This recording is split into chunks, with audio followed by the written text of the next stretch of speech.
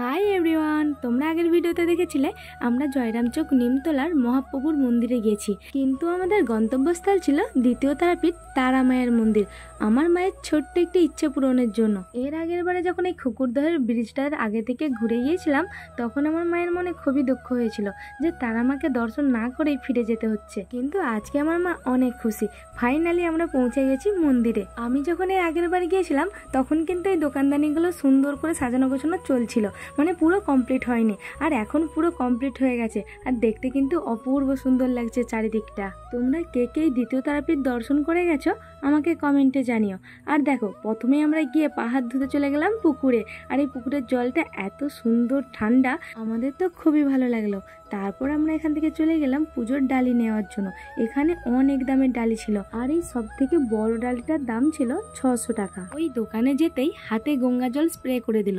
তারপরে আমরা মোমবাতি, ধূপ, আকন্দ ফুলের মালা নিয়ে আগে যাব বামদেবের মন্দিরে। আর যাওয়ার পথে এখানে শৌচালয় তোমরা দেখতে পেয়ে যাবে। আর এই মাঠ দিয়ে এখন আমাদেরকে যেতে হবে বামদেবের মন্দিরে। ওই যে তোমরা দূরে দেখতে পাচ্ছ, ওটাই হচ্ছে বামদেবের মন্দির। আর এখন আমরা চলে এসেছি মন্দিরে। এখন এখানে পুজো অর্চনা হচ্ছে। আমি তিলক কেটে নিলাম, দেন মা পুজো দিয়ে নিল।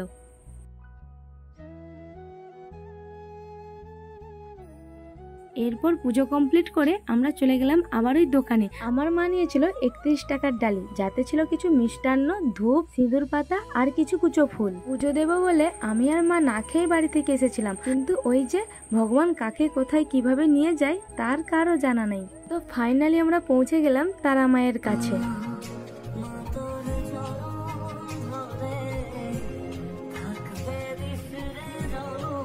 পুজো দেওয়ার পর এখানে সবাই এক এক করে তিলক কেটে নিলাম। আর জানো তো, মায়ের বিগ্রহের ছবি তোলার সময় একজন আমায় বারণ করলো যে এখানে ছবি তোলা নিষেধ। কিন্তু এর আগে আমরা যতবারই গেছি আমরা মায়ের বিগ্রহের ছবি তুলেছি, আর অন্যান্যদের ভিডিওতেও আমরা দেখেছি। তাও কেন আমাদের তুলতে বারণ করছিল সেটা আমরা জানি না। যাই হোক, পুজো দেওয়ার পর এখানে নিরামিষ ফুচকা পাওয়া যাচ্ছিল। একটা খেয়েছিলাম, ভালো লাগেনি বলে আবার সবাই মিলে একটু আইসক্রিম খেলাম।